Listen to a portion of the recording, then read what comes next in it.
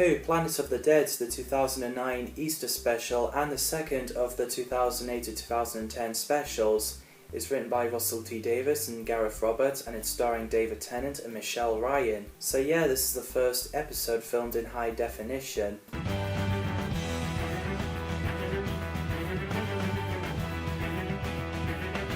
This is also Gareth Roberts' departure of his usual writing of the show, which is pseudo-hysterical stories, so he chose to consist of wild science fiction elements from his literacy career and teenage imagination. Despite this called the Easter special, it's not exactly Easter themed. It only gets a mention instead of robot bunnies carrying baskets full of deadly egg bombs, which is alright.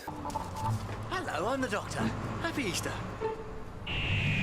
Russell T Davies took the adaptation from Gareth Roberts' first novel, The Highest Science, and Russell T Davies liked the image of a train on a desert planet and rewrote the train as a bus. So the episode begins with London at night in the International Gallery, where the security guard's guarding a golden goblet on a stand, which apparently that's a cup of Athelstan given to the first King of Britain as a coronation gift from Hal, King of Welsh, stored in the International Gallery in London, worth £80 million.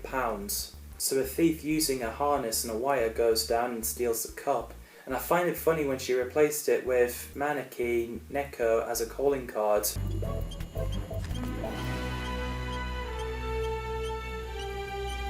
So a thief ran and takes the mask off, revealing it's Lady Christina de Souza. I think Michelle Ryan is great. It's a shame that she's only in one episode.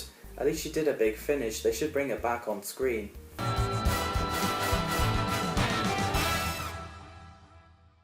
Apparently Michelle Ryan is a huge fan of the show, and she's really excited to work with David Tennant and the team, which is nice. She says it's a real honour, and there are rumours that she would be the full-time companion with the 11th Doctor, Matt Smith, but for some reason it didn't happen, which is a shame.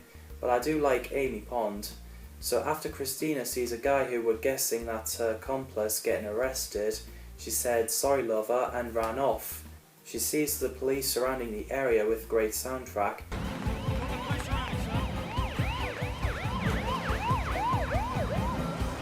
So she got on the double-decker bus number 200, apparently giving the driver the diamonds and he lets you on. Not sure if that works in real life, but I guess you can try if you want to. Good luck with that if you're going to. And do let me know how that went. So the Doctor uses his psychic paper as a bus pass and sat with Christina with a brilliant introduction. So while police notice Christina in the bus and following it, surrounding both sides of the tunnels, the Doctor, after he enjoyed his chocolate egg, he's detected something, and the bus went through some kind of a portal to another planet. The planet is nothing but sand with 3 suns, called San Helios. I love the music in the scene where the Doctor steps out the bus and took a look at this planet, and everyone followed. I thought it fits in nicely.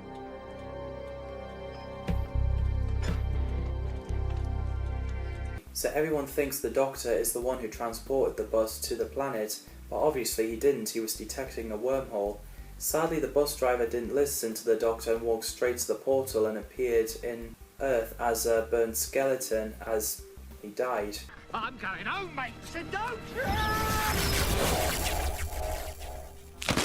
So the police had no choice but to contact UNIT. Wormholes disintegrate any organic matter. The only way to get through it alive is in the shade of metal, which is kind of like a video game. So Christina orders everyone in the bus for a meeting, and everyone introduce themselves.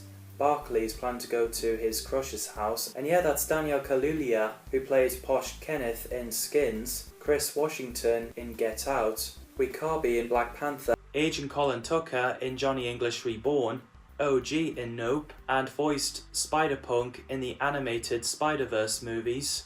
He's a fantastic actor.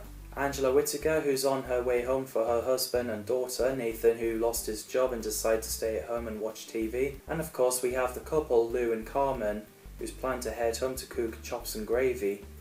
Man, this makes me really hungry every time I talk and think about it. Oh, that's special, Lou. That is so special.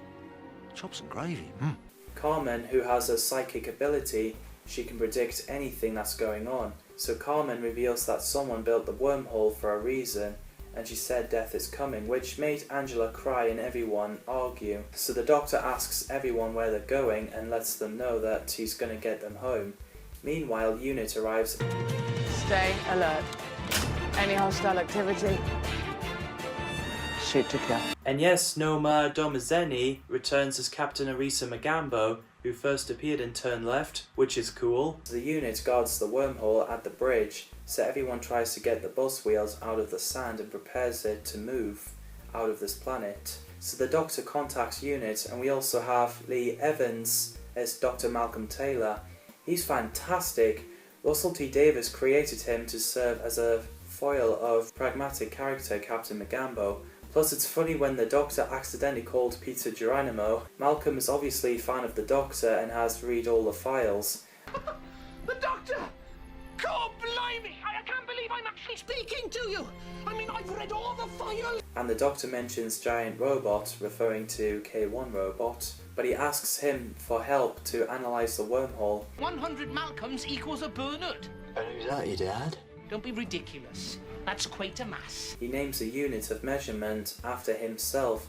If he didn't name 100 Malcolm equals 1 Bernard after his dad, who did he name it after?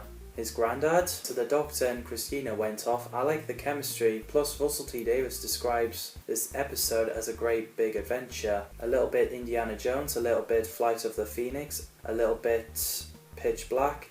And the Doctor and Christina's chemistry is inspired by Charade and Top Copy films. By the way, this is a 200th Doctor Who episode, and the bus they're on is, well, 200, as they did it to make a reference, which is clever.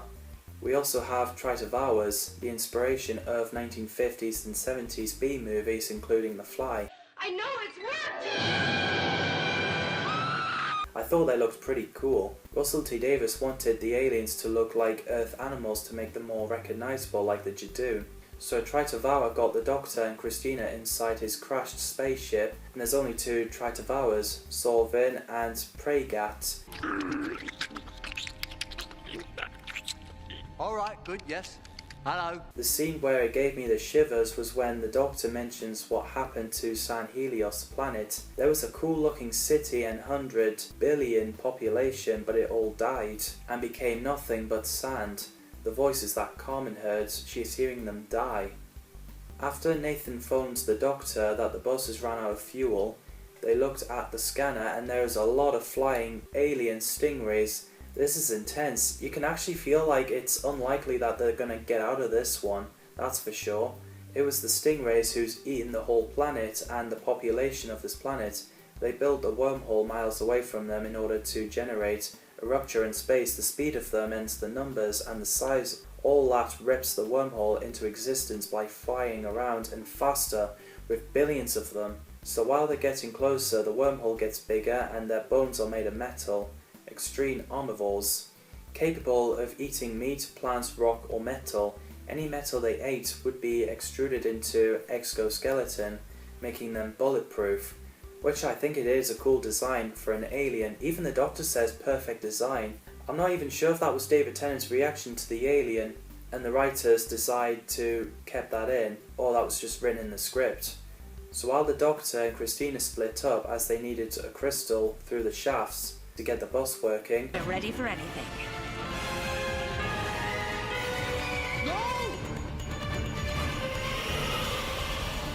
Surprisingly, Try to Vours agreed with it. They're like, just take it. We're just chilling. Christina uses a wire and harness again to fly herself down there to get the crystal, while the Doctor has a chat with her and finding out that Christina is a thief for stealing the cup of Athelstan.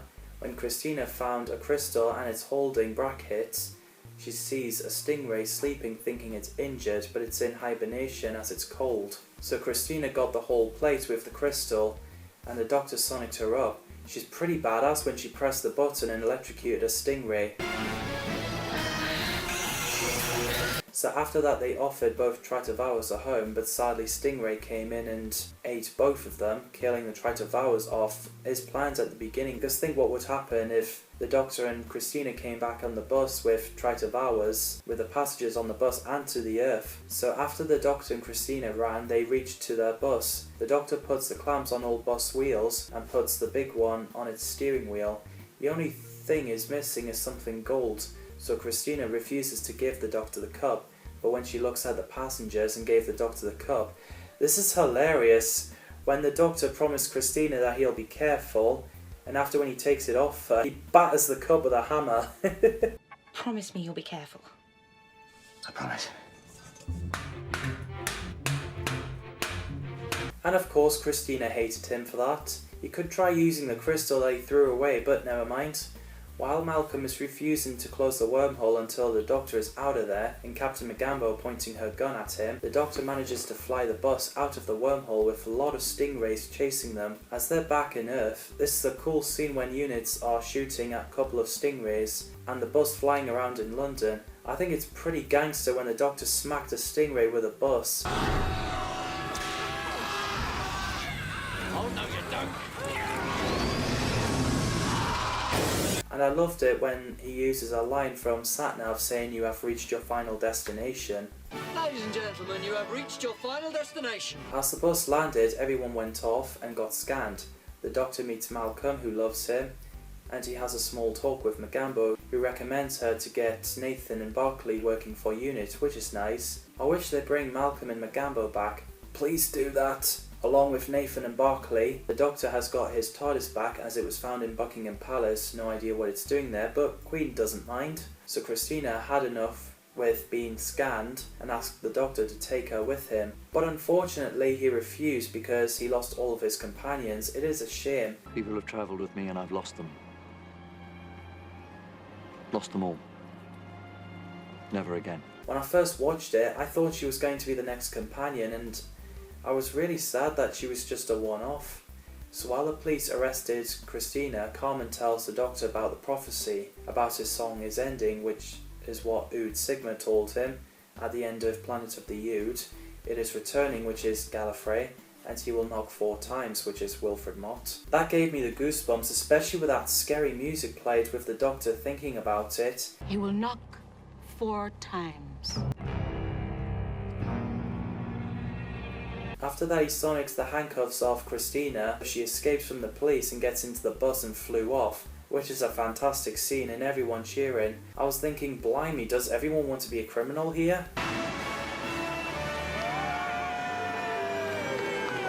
Like I say, they should bring Christina back. So the Doctor went back inside the TARDIS, and that's the end of the episode. So yeah, I really enjoyed Planet of the Dead. What do you guys think? Drop your thoughts in the comments down below. As always, thanks for watching, and I'll see you in the next video.